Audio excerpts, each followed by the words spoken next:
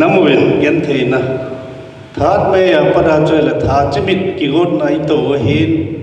inamu gen theina hi that me ya ki pan hi pon masang nga pada ichan ding lo mu chang lo wai ki koyu MLA ho zong CM no ya ki thol hat chu chan vo them khat a hin ha pi na no mi pin ichan di lo mu he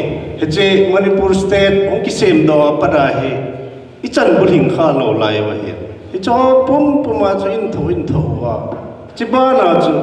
ichan diu adol i pe lo ba no wa ngo lo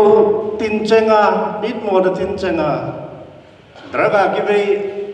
mele jong naga jong pangal jong e wa ho chu a player neu pen hoi na lai e wa nga anam pum pia draga ki bei ai ki seyu thal choi la pa pen choi ho thal choi hoi India suke na dia sei lo hi e ho chan mo ding bo nei pe na ti hi mai le hon India para achoma pot dinga thala choi hi na gon India para achoma pot dinga thala choi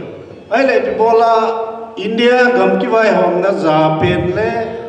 kita ta ding pen te chu ite ai ki bolu ham ite a ke lai li lung han mai thei hi he wa tunia ka sei nom chu politics ai te se hon Niam lai ki khoi ti kharu ma hi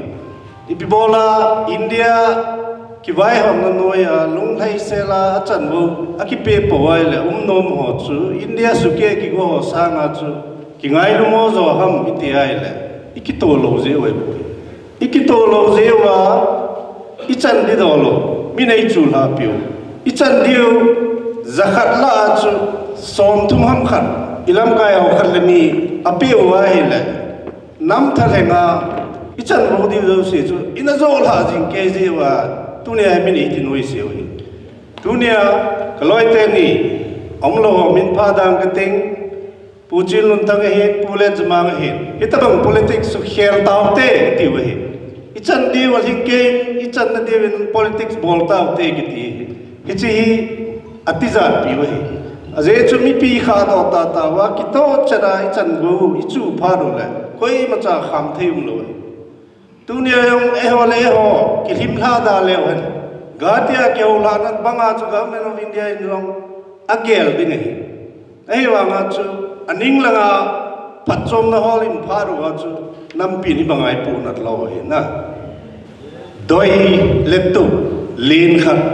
ki che ta khat in nei na wi kum thum mai bet na lai ki thiang ki zo lo de hi I boi ti lai ren ka sei jin SA LOL Union Territory ki ti chu jingla thaya ong ping ding hi poi now sen khat pin ding dong le la ko anu no bo ba hin gam tum khat ong pen do na ding a chu ikito na wi hat sa jing pe di wi hat sa be che di tunin no mi pi ho na lungu thamai the hi ai wa ngen ken kamu dan hin sei le kalunga la poi ki ti no mai ipizia ka sai ham masanga MLA ho lo sim ichan bo di zo do minister ki chua analyze ke wa koi macha ni macha sai lo tunia hitabang bol ho chu mi pin condemn bol thei tau cho I khan tau cho masanga MLA ho le thing noi ho tau khoma CSO tau khoma nam khan khodiu asai khom kha lo piu cho iwang se jeu jong I mai thai na ten na hin la masanga ibol khalo ibol pat now here chila chu khat le ni anha sam kha jong le ipi bolai lung neu di ham mabani nei wa hi mi pi thaleng ding chu ipi besi sai han di ham ti chu nam mi pi ni gelo ngai dunia la yang ki khomo cheng bo hilo phung le changai vet na lai di ham sum le pai vet na lai di ham wai le igamu khatun do na dinga pan la thei ding ho mi pi tha le ngai sol di wa nam mi pi do se ki gel pha do hi che chun lung ha pu within government of India no ya ki vai hom na chu umi hi win election hom dinga hin mi pi lung dei din pi ngam ha le angam lo ho mi pi thu bo cho MLA ho mi pin ni lan do lo wa le I ma cha kai lo pi wa je chu thal ki cha chia MLA han na lai di wam suma lop chia MLA han na lai di wam kapung chan pi ka chang chan pi ti chia MLA han na lai di wam chipa ai ni pi ni khel phar wai le min in za diu min za phar le chan bo wi chan di wai atu chunga meeting dinga ki che khom che a kuki MLA ho se to kuki zo MLA ho se to pung thuma ki mu ma sat ding tiwa achika la chu pung khat ma khai la nang la chang in hung pharin in ti ki do ipithuam ta ka chi ai la ai poi nang din dan long ke na win ati win sir ke din dan ai poi ka nam din dan ho hi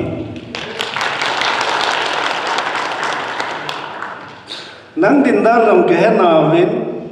ahin party a ki gel khom chu government zo hi sim ma saw hitin pan mun tu the yong tu win la chi phat la chun na solution chu hol khom te ki ti hin matin sir hitia ki tip nahi election mo sangayong mahitan ji thoa lawai le kapan thei lo di we ta ki to chara din mun kala wa hitan ke din mun ai pon kanam din mun wa hin ken ka khel thei lo di hi gati ale chi phat chun aku tele nang din mun ati tho thoin hotel nang din mo na ki chetan pung thuma ngloi wa to ka ki mun di wa yong chun hung zau da ta nei ti min hung zau da tan te ka zau te yong chei thei kit lo hen na cha chu pulen zamang to ke to na nang ka zau in lang e ho condition ho discuss ding hi le wang chun paten pan in lamai lang aku ti lo le man ngong sein legislative party leader hendi le wang kapan lo de hi ti thì chân phùng thua ma meeting chân hẹn đêm kí gót tê vào hoa cho không dám đòi tàn ngoài à lẽ chứ party ho mi bol đani kí chế lâu hiểu hoa mi cô hoa hẹn so ma à meeting cho khôn lệ kí chế ra hoa hi thì ai phun không để tụ bùa hiện hiện lệ bài mi chả lắc thôi hiện nó chả lắc là bố người ta không đòi thì chân tu nhai xây nôm bền rồi chứ lúc neo bổ tin masanga ding to ai khat na chat an bol na lai ni mi pi ho dunia MLA minister la ho ide mo ve ilunghan kho mo ve power an choi pharu le akong wa mai phai ga hol diu ham chi chu mi pi khora ma he MLA ho khora hom ta lo he power an choi pharu asuman choi pharu le election kit pha le i hen do kit diu ham mi pi khora ma he ji chun itu icha tevin thad me para ite se ho alai thai lo sa yong